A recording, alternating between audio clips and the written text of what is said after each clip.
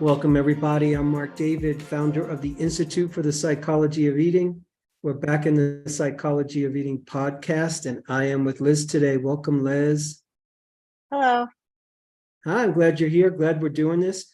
If anybody out there is new to this podcast, Liz and I have never met before, and we're going to have a session together. See if we could do some good work, see if we could move you forward with food and body. So, Liz, if you could wave your magic wand, have whatever you wanted, what would that be for you? I really want to just have freedom around food. I want to feel good about myself and trust myself around food and feel good in my body and not have it take a lot of effort, almost be easy. Got it. So freedom around food, trust your body, feel good in your body. I understand that one. So does that have anything to do with your weight?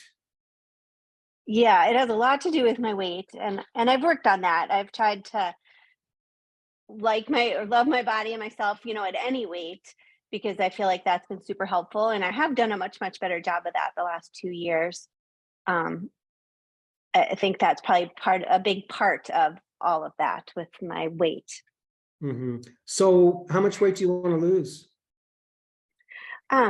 So I total want to lose about 30 to 40 pounds, and I'm about halfway there. Got it. And how long have you been dieting? As in, when was the first time you ever dieted in your life? It was probably in my late 30s, after kids. After Because kids? Yeah. before that, I don't even know what my weight was. I don't remember it ever being an issue. It's how I want to be. I would just eat when I was hungry, and I would eat the foods that I wanted to eat, and I was active, and I liked my body, and I liked the way I fit in clothes, and I was comfortable, and I never weighed myself except maybe at the doctor or something. I know how much I weighed before and after I had my babies and stuff, and then after that, I feel like I could tell you year by year what I weighed, and everything sort of crept up. And that's when I started trying to watch what I was eating or do Weight Watchers or diet. And since then, it's just been a little bit of a roller coaster with a little success, but mostly not. So how many years has it been, roughly? 15 years, probably 16 years. Got it. Have you ever, in that 15, 16 years, have you ever gotten to the point where you actually lost the weight that you wanted to lose? I did. I was there in March of 2022 last year. Mm-hmm. I was sort of at the same weight for about 10 years. And then during COVID, and at the end of the summer, I had a conversation with my sister, and she was in the same place as I was with weight and wanted to lose 30, 40 pounds. And I had more time on my hands than I ever had before because I wasn't working as much. And I started to lose weight very slowly. And I did. I lost over 30 pounds. And that was about 15 months ago. But then I proceeded to, for the first time, that was the first time I had been down really close to my goal weight in about the 15 years. But then I gained it really all back by about January, because it took a lot of effort and control. I felt like I had no room for anything else in my life at the time. And then when I sort of lost focus and motivation and determination, and all my energy was going there, and I just sort of relaxed and went back, I didn't know how to maintain. Got it. So what did you do? So it took a lot of focus, took a lot of energy, took a lot of control to lose that weight. What did you do different? I cut out really flour and sugar. Mm-hmm. So I still ate a lot of protein and fat and dairy and vegetables and fruit. I started doing intermittent fasting, so I stopped eating breakfast. And I started journaling more, and I started journaling my food and sort of tracking my food ahead of time, trying to plan out the week. And so then I wouldn't really have to track if I kept to my plan that I was going to eat for the week. Mm-hmm. And it was slow. It was 2 or 3 pounds a month. And it felt good. It actually felt pretty effortless in the sense that it wasn't like I was deprived all the time or anything. It was just slow going, but I stuck with it, and I would journal, and I would talk to my sister. And then eventually I actually joined a program for a different podcast that I'd been looking to, who had some coaching and talked a lot about emotional eating, which I didn't really think I had, but I definitely have some of. And then kind of got there. So you got there, the weight came back on because you lost. So say more about why you think the weight came back on. Well, all of a sudden I felt like confused, like about why the weight came back on, because I felt like I was always eating sort of healthy and I was paying attention to what I was eating and losing weight. But then I think I started snacking more. I think my sweet tooth, like I indulged my sweet tooth more than I had. I mean, those were kind of the main things. Like overall, we eat like a kind of Mediterranean diet and relatively healthy, and I'm pretty active. It's like yoga and walking, not anything more hardcore than that. Mhm. But that stayed the same too. So I don't know. I keep trying to blame it, I think, on external sources too. Like I feel like there's something hormonal, or I feel like it's something with my age almost, perimenopause and all of that. Mhm. So correct me if I'm wrong, it sounds like one of the main nutritional changes you made was, in order to lose the weight, was less sugar, less flour, carbohydrate kind of products. And then the weight came back on when you started eating more flour and sugar. Does that sound accurate to you? And portions. So like during meals when I was losing weight, I was very keyed into my hunger cues. Like, are you hungry? Are you still hungry in the middle of the meal? Kind of reassessing throughout the meal and stopping if I was not hungry anymore. Same thing with snacks. It wasn't like an automatic afternoon snack if I wasn't truly hungry. If I was truly hungry, I would eat a snack.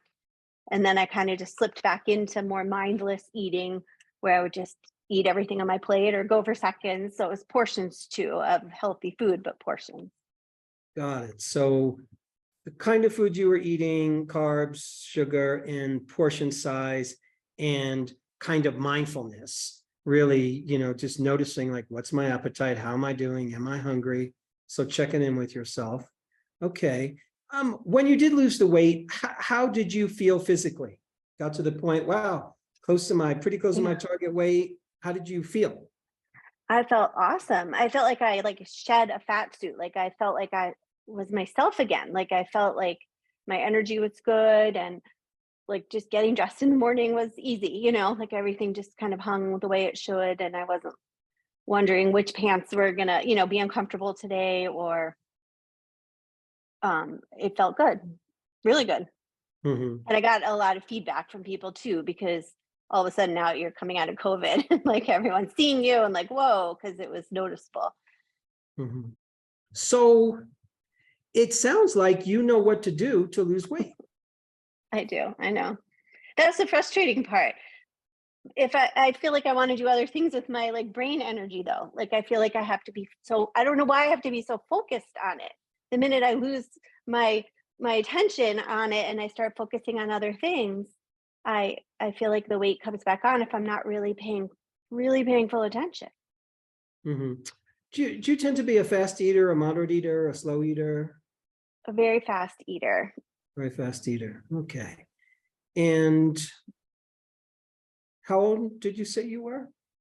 I'm 54. 54. Okay. And okay. It's why you're so interesting to me, and your story is so interesting, because you came to the experience of weight loss kind of later in life than a majority of people, quite frankly. A lot of people, they're dealing with weight oftentimes from a young age. Not everybody, but a majority. So it wasn't until your more adult years. And at the same time, you found a way for yourself. And what I'm going to say is, there was a level where, and maybe I'm stating the obvious, but the weight loss strategy that you did, there was something about it that was stressful for you. Yes. Because as soon as you hit your target weight, a part of you relaxed, a part of you let go. Okay, I'm there. I don't want to do all this work anymore. This is too hard. This is what I'm imagining some part of you said to some part of you. Some parties Yeah, are, totally. Yeah. I was like, I want to got learn Italian, or I want to right. I want to play pickleball. Like I want to do other things with my time, not just work about on losing weight completely. Yes, yes, yes, yes. So that makes perfect sense to me. That makes perfect sense, because a lot of times after we work hard, it's time to play. It's kind of the flow of life. You work and then you rest. You exert energy and then you chill a little bit. So it makes sense that you would want to take your foot off the gas pedal at some point. So I think for you, there's a middle ground in here. And I think the middle ground is that you can approach weight loss in a more sustainable way, in a more long-term way, but really I want to talk about it in a more lifelong way.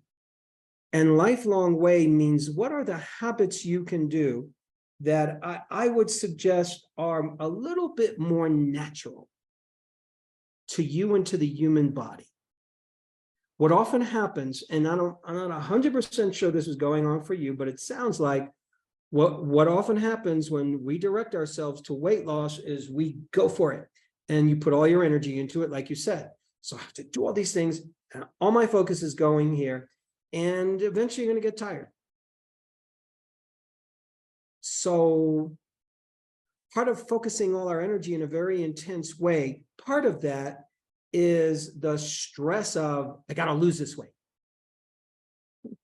This is my goal. My goal is I got to lose this weight. In order to lose this weight, I got to push through. I got to focus. I got to push. So pushing is not sustainable. Pushing is good for short-term things. You need to push something. You need to push something from here to there. Pushing is good. But you couldn't be pushing all day. You're going to get tired. So I'm more interested in creating changes, new habits, new patterns, new behaviors that are more sustainable. So, place I want to start with for you, if you want to make this easy for yourself, I want you to make this easier for you. You want to make this easier for you. Okay, so let's do it the easy way. Now, the easy way doesn't mean easy. The easier way is just easier than the hard way. If you know what I'm saying, like the really hard way. The really hard way means push all the time, force, stress myself into it, and work so hard that I just got to relax and I'm going to just let go and then lose all the benefit. That's actually the hard way. So the easier way, which can still be work, is first and foremost, most important thing, the most underrated nutritional strategy in all of human history is to eat slowly. Is to train yourself to be a relaxed, slow eater, because you, like many humans, like me, like I think a majority of people, especially in the United States, we grew up eating fast. You didn't choose to eat fast. You never thought to do it. Chances are the people in your environment did it. Chances are your friends did it. That's what the world does. That's what so many people do. Fast food is just not made fast, it's eaten fast. So we live in a fast food culture. And what happens is when you're eating fast, your brain does not have enough time to register taste, pleasure, aroma, satisfaction, and the visuals of a meal. That's what's going on. Your brain can't do its easy, natural job. In the same way, if you're in a conversation with somebody, if you're talking really fast and you're trying to listen really fast, but not really focus and not really concentrate, you're not going to absorb the conversation. You're not going to actually hear what the other person said. You're going to miss everything. If you read a book fast and you don't pay attention and you're distracted, same thing. So when we eat fast, if the brain doesn't register sensation, taste, pleasure, satisfaction, aroma, nourishment, the brain interprets that missed experience as hunger. Because the brain, the human brain, requires an eating experience. That's what separates us from the animals. That's what separates us from the single-celled organisms. We like to dine. We like good food. Like, hey, I miss my Italian food. I miss my dessert. I miss my sugar. Yeah. Cows don't walk around saying, I miss my grass or I miss they're not missing anything, as far as we can tell. So as you train yourself, and it takes practice, to become a slow eater, slow is not a speed so much as it's a state of being. That's very important. Slow means I am here. I am present to the thing that I'm doing. You could be in a conversation when you eat. You could watch TV when you eat. You could be partying and celebrating and having a good time when you eat. And at the same time, I'm eating and I'm going to eat and experience my food. I'm going to taste it. I'm going to get pleasure from it. I'm going to notice my appetite as we go along. And that's, if you look at it, not like, I got to push myself to do this. No, you're training yourself to be an eater. And when you train yourself to be an eater, food tastes better when you slow down. You get actually more pleasure when you're doing something slow. If somebody says to me, I really love sex, I love it so much, I do it really fast. Well, you can't get as much pleasure from that experience. You want to have some more time in there. More pleasure equals more satisfaction. More satisfaction equals natural appetite regulation. So you don't have to force yourself to watch your appetite or to control your appetite. Appetite is natural. So it's going to be a different way of life for you. And it's not going to be either or. Either I'm pushing myself on this diet and I got to focus all my energy, or I'm going to cut loose and just, chill and eat what I want. It's beginning to notice yourself, notice your body. So that, I want to say, is crucial step number one. I have said this to every weight loss client I've ever worked with.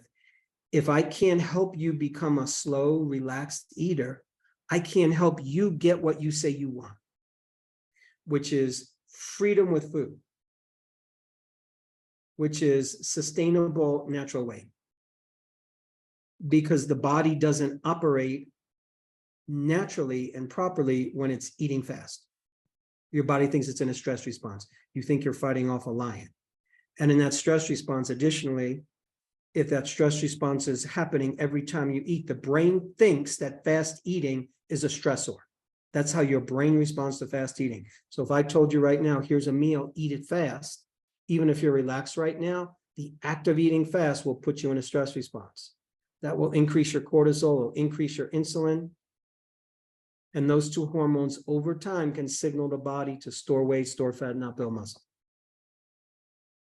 So play a long game and relax into eating and train yourself in that way. So it's not pushing yourself to lose weight so much as it's training myself to be a natural eater. So far, how does that land for you? No, I think that's accurate. I mean, I'll go to lunch with a girlfriend and we'll each get like 2 tacos and I'll be done. She's just still on her first one. Like, I see it very clearly at the dinner table, not so much because everyone's kind of eating fast around me too at home. But it requires mindfulness, I guess, which is what you're asking, which should come naturally and easy because I feel like I'm mindful in a lot of things I do, but I'm not with eating. I know I'm not. I know what you're saying is absolutely correct, that I kind of like rush through and don't even taste a lot of it sometimes, or the taste decreases. I did an exercise where you have a food that a normal meal, and you sort of stop after each bite and you kind of think about how each bite tasted. Like, is it still as flavorful? Is it still as satisfying? And really, after even a few bites, it's less, if you're not so hungry anymore, and you notice it's very remarkable when you do it. And that was like very slow. And I would write down everything after each bite. I did it by myself. Like, that would be harder for me to do at a table with somebody else. And Yes. so obviously I usually get it with my family at dinner, especially. Yeah. So that takes practice to do in a social environment. I think it's true. It's easier to do when I'm by myself, which is fine. to practice it then too. But if you look at it as a practice, as a lifelong practice, practice doesn't mean a perfect, it means a practice. I'm practicing this. And over time, the more you do it, the better you get at it. And the easier it becomes, and it starts to become beneficial. You notice, oh, I'm eating less. When I'm eating slower, i.e., I'm taking in sensation, I'm registering pleasure. The human brain wants pleasure from food. We are designed at the most primitive level to seek pleasure and avoid pain. That's how the brain is programmed. When you eat, you're seeking the pleasure of food, you're avoiding the pain of hunger. If we don't get the pleasure we seek, the brain says, hungry, because the brain wants pleasure. The brain sees you eating. Great, I'm eating. I want pleasure. Pleasure requires awareness. If somebody's giving you a nice massage, you love massage, let's say. You love it, you love it. Somebody's giving you the best massage, but you're on your cell phone and you're having a stressful conversation with somebody and you're not paying attention, you're not going to get the pleasure from the massage. You will finish the massage and you will feel like you didn't get a massage. Pleasure requires our awareness. Pleasure is something that we, as we mature in our years, you learn how to cultivate it. You know, when we're young, pleasures kind of can come naturally to us. When you're young, you could eat fast and your metabolism was strong enough. And now here's life, and life is telling you, okay, here's what happens if you don't live in more natural accord with how your body works. Yeah, it's going to do something you don't want it to do. It's going to gain a little bit of weight. So how do I adapt? How do I adjust? So this is the way to adjust as your body gets older and as you get wiser. If we get wiser as our body gets older, it's far easier to have a healthier body and a happier body and a more pleasured body and a body that's expressing more of its genetic potential, i.e. its natural weight and its natural health, if we start to live in accord with those natural principles. So it's a practice. Mm-hmm.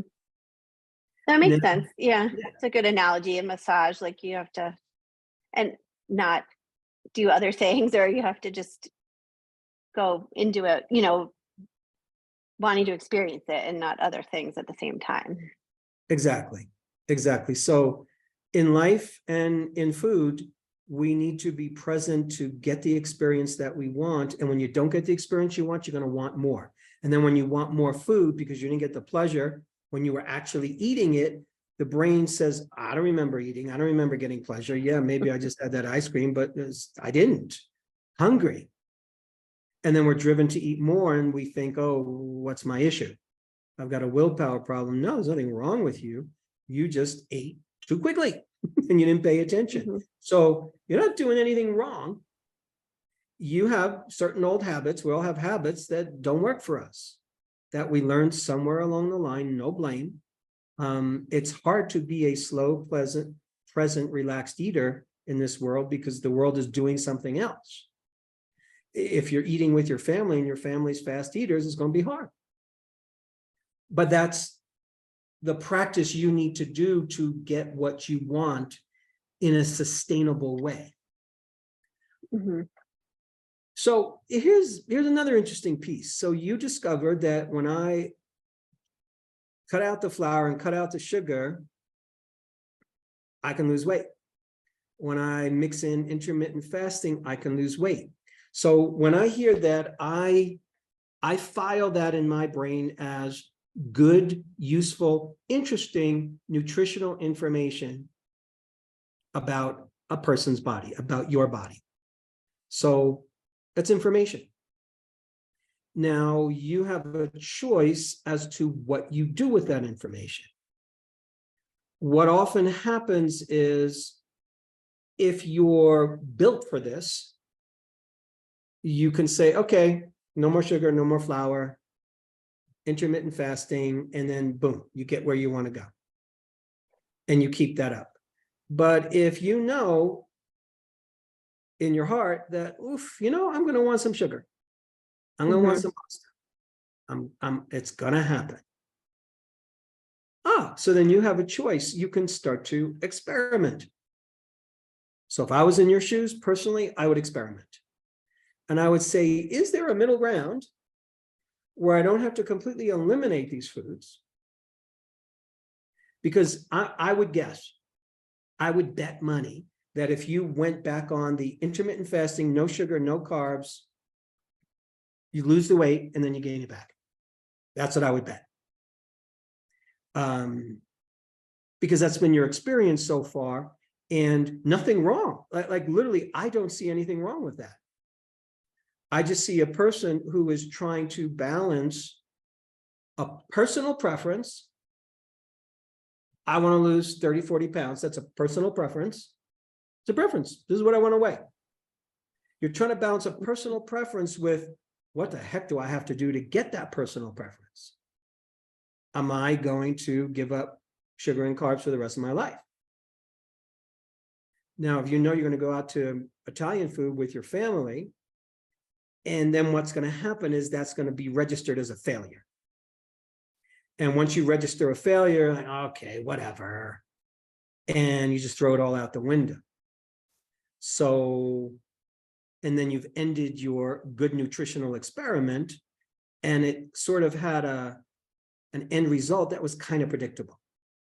So all I'm saying is let's shuffle the deck a little bit. Let's try something different. See if you can find a middle ground. See if you can have dessert. How many desserts do you have? How much sugar do you need during the week such that you can satiate that desire and still cut it back from what you normally do? Is there a middle ground? Is there a middle ground in terms of how much carbs, some pasta here and there can I do such that I'm not doing it every day? I'm doing it less than I used to do it, but I'm still having enough so I'm satisfying that urge. And when I'm actually eating that sugar, eating that dessert, eating that pasta, I'm enjoying it. And I'm getting what I want from it because I'm indulging in it. I'm eating it slow. I'm savoring it. So then you actually get what you want, which makes it easier to then not have it for a bunch of days or a few days. Mm-hmm. So I'm saying that you're a smart woman and you have to play. You have to experiment. If you want to have sustainable weight loss based on what you've learned about your body. You've learned some interesting things about your body. So based on that, how can I tweak this? Because as soon as you go on the all or nothing train, that's the train you're on. You either got to be all in, or chances are you're going to be all out, and then everything else is predictable from there. You're going to lose the weight, you feel good, then you're going to gain it back. And then you get up enough willpower and you do the all in again, and then you lose it again, and then you're out, and then you gain it back. So it requires trying something different. How does that sound to you? Does that make sense to you? Yeah, it does, because I kept feeling like I need to find a way to eat for this 40 plus body, now 50 plus, like I feel like something shifted in me where I couldn't just do what I had been doing. And I need to find what works for me now at this age, with this stage of my life. Basically what I did before was working just fine, and then all of a sudden it wasn't, and I gained weight and was stuck there for many years. And I'm getting back there again too, but I don't now want to be a yo-yo dieter where all of a sudden it's all or nothing. Like a year and a half ago, it took me 2 years to lose all this weight, and then it took me 9 months to gain it back, and now I'm on another 3 to 4 months, and I'm down about half of it again. But I don't want to yo-yo. I don't want to. I just want to be. I just want to figure out what works for me and do it and have an ease about it where I'm not stressed about it or putting a lot of my energy into it so I can do other things.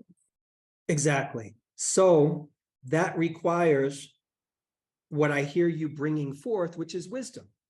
You're saying, hey, what used to work for my 30-year-old body doesn't work for my 50-year-old body. That's wisdom. That's literally learning from my experience and going, I have to change things up if I want my preference or close to it. So, part of what happens, I think, Liz, is that a lot of people, when it comes to weight, their weight loss number becomes a religion. It becomes life and death. Like if I don't lose this, I'm screwed, and everything's going down the drain. And therefore, and we're approaching our diet and our life and our weight loss as if it's a life or death situation.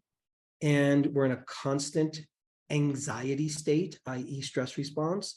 And your body has to resolve that stress response at some point. It is not natural to be in an unnatural, self-chosen state of anxiety. I've got to lose this weight, otherwise I'm screwed.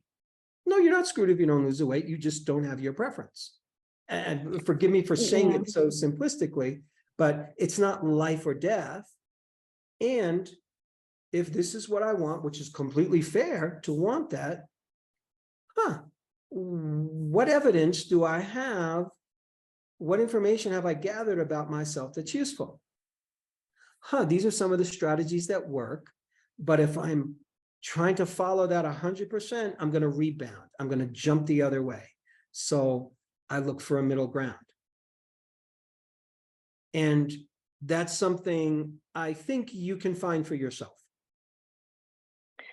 Yeah, the last time I recently went in for a checkup, the doctor kind of sent me into a tailspin because my blood sugar was high, and she said, "Oh, you're pre-diabetic," and my cholesterol and all my lipids were very high too. And so she said, "Oh, maybe you should talk to a diabetes education, nutrition counselor and stuff too, and you need to kind of work on this." And it kind of made me panicky, like, "Oh no, like I'm going to go down this route," and it totally got into my head. It was one time. It wasn't like I've always been trending that way, but it was that one time, that the last time I went to the doctor, and it's kind of set me off. And I've been losing weight since then, which is nice, but it kind of put me into another, I was feeling more relaxed, and it put me into another like stress moment or it's downward stress spiral, I think is what it really was.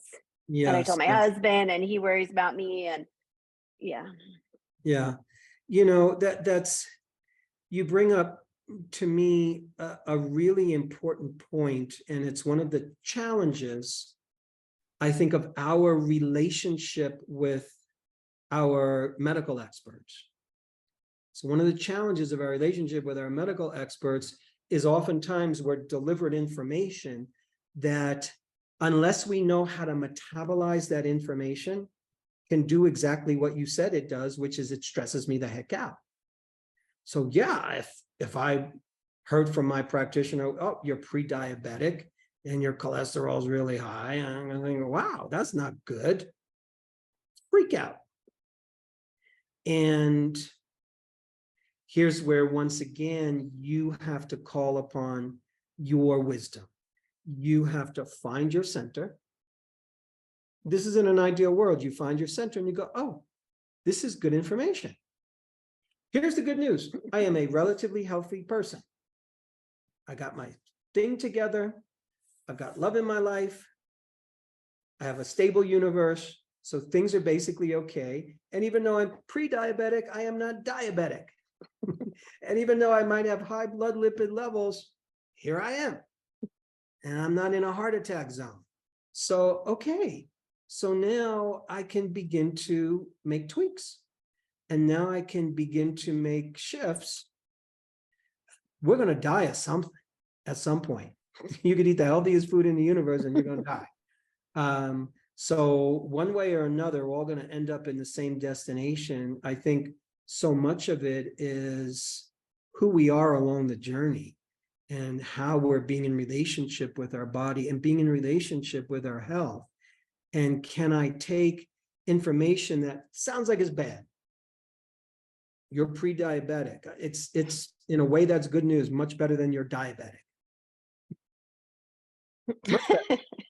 Yes, you're correct. You're correct. Much better than you have cancer, way better. So of all the information you could hear, yeah, it's relatively good news for a 50 plus human being. And pre-diabetes, the beauty of that is you can change that. You can change that with lifestyle. You can change that with diet. You can change that with stress. Two of the key contributors to diabetes are nutrition and stress. Go figure. And those are two things that we have a certain amount of say in. Mhm. Easier said than done, Yeah. but I'm just outlining for you the target that I'm interested in you hitting, and I'm just trying to speak the places I would like to see you go, so you can feel healthy. Part of health is like feeling healthy and having a healthy approach to life. Mhm. So am I stressing into weight loss, or am I relaxing into my weight loss journey? People who stress into their weight loss journey, I promise you, I see it all the time. They don't get what they want for very long.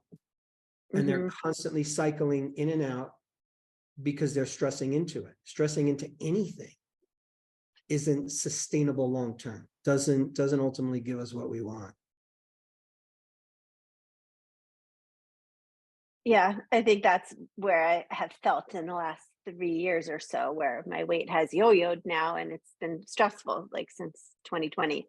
Like my one child left home for college, my other one's leaving, work was stressful, just lots of COVID stuff, everything. Yes. And I did lose weight and I was very happy about it. But then now I just feel like I want to like live with ease, and I want to feel good about myself at any weight, really. I mean, that I did work on the last couple of years, is just feeling good about myself no matter what weight I am.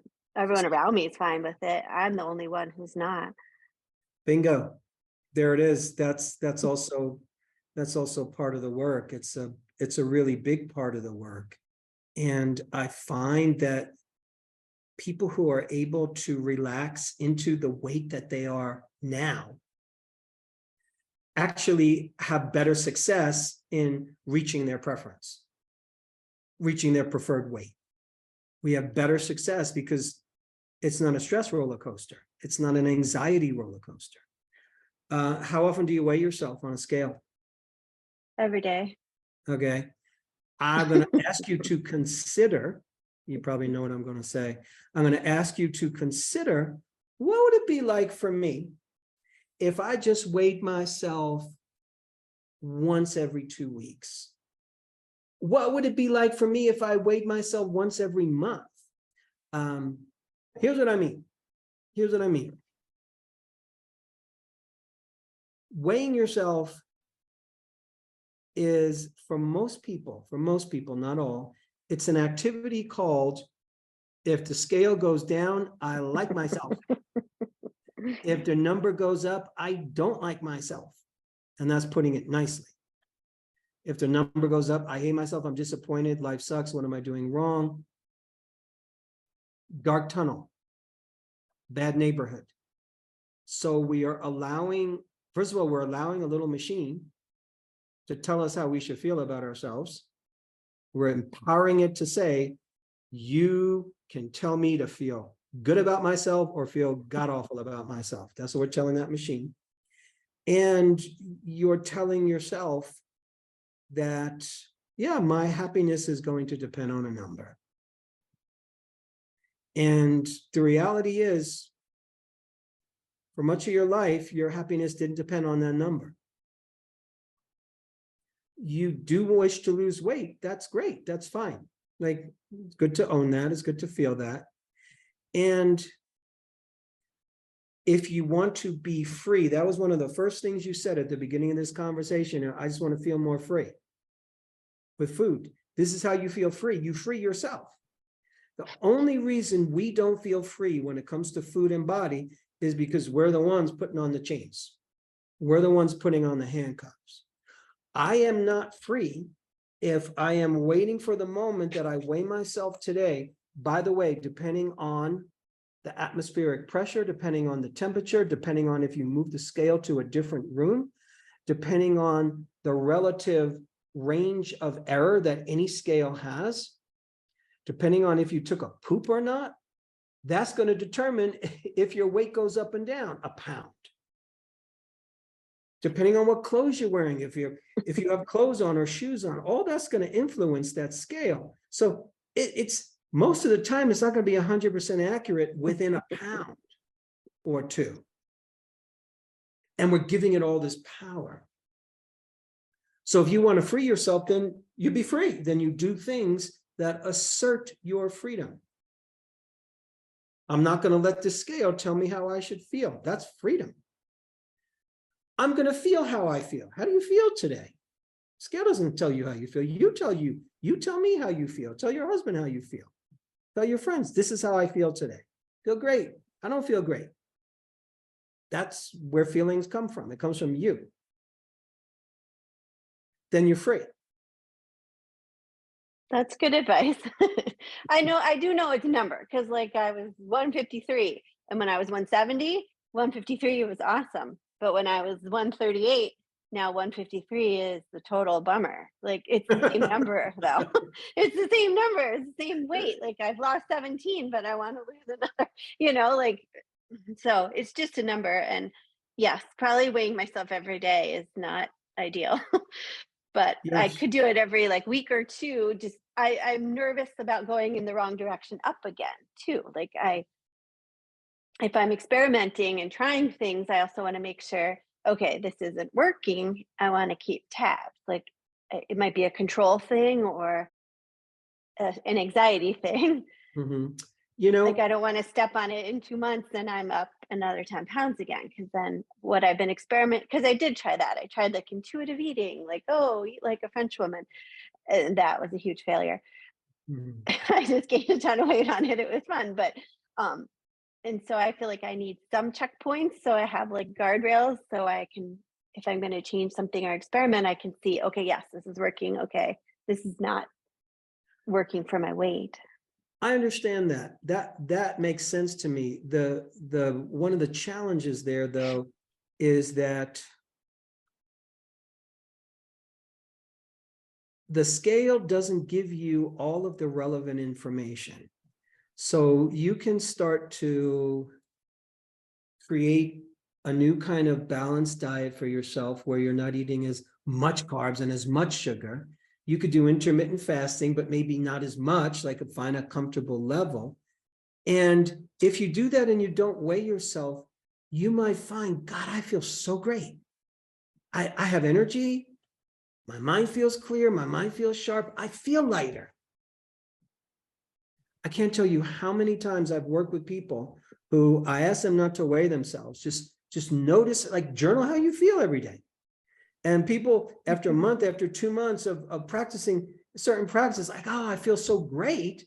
And then they weigh themselves and they didn't lose any weight. And then they're all depressed. But you felt great. Now, and some of them will say, I look better. They'll look in the mirror and say, I look better. But then they weigh themselves and it's the same amount.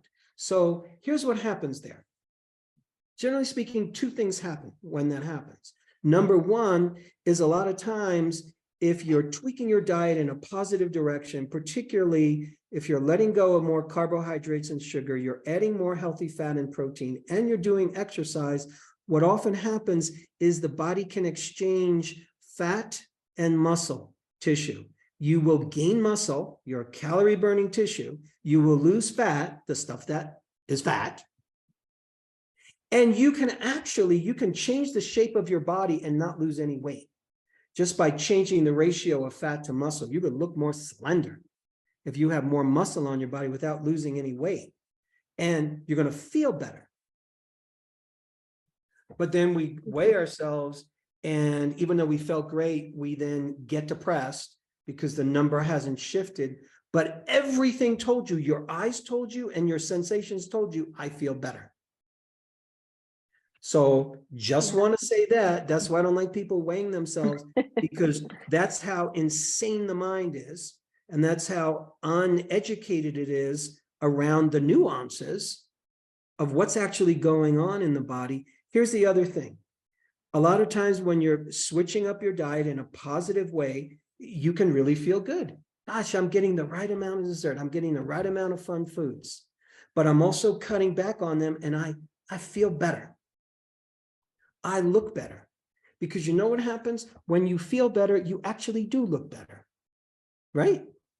There's some days Sure. you wake up on the right side of the bed and you look in the mirror and you go, I feel good. There are days that I wake up on the wrong side of the bed. Nothing has changed. I weigh the same amount. I look like the same guy to everybody else. But when I'm not feeling good and I look in the mirror, I don't look good. Because what's looking in the mirror is, I don't look good. I don't feel good.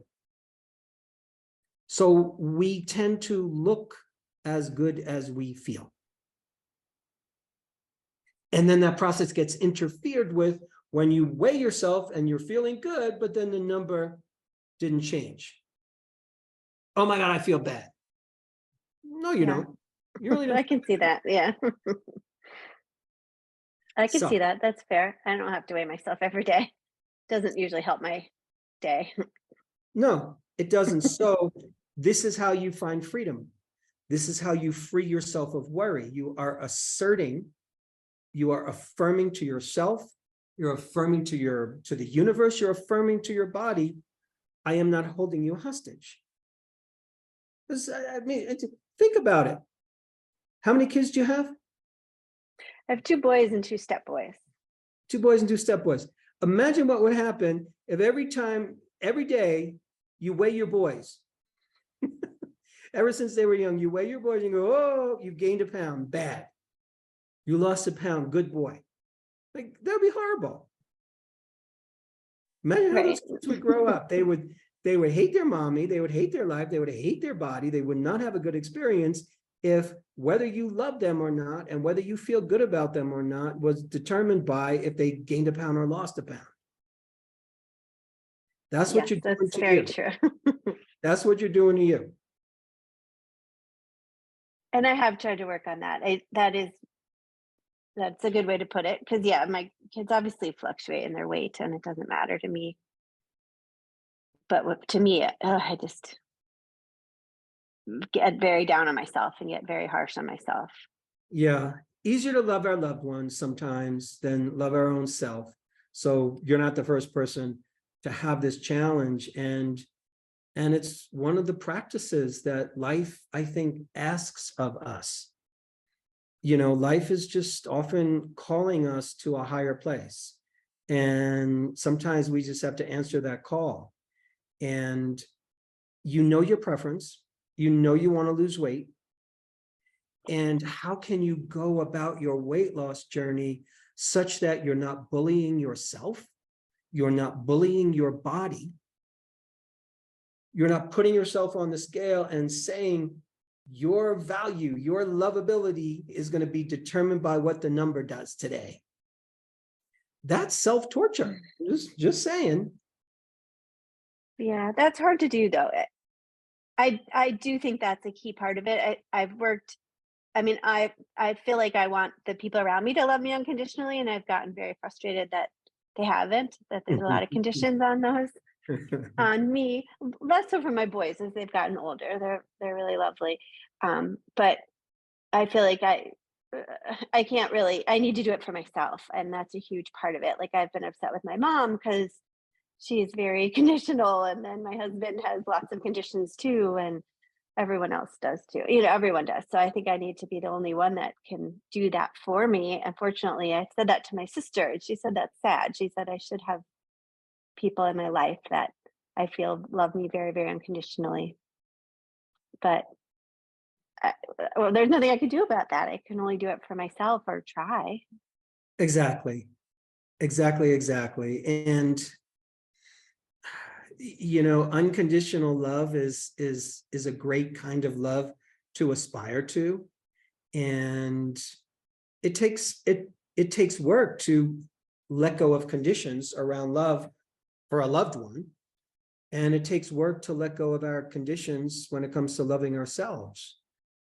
Because if you think of it, we've been conditioned to say to ourselves, I won't love you unless.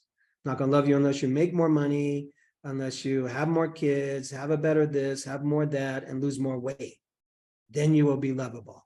So you're learning how to let go of those conditions for you. And that's a beautiful practice. Very worthy practice. Yeah. I'd like to be there already, but that's okay. I understand. I understand.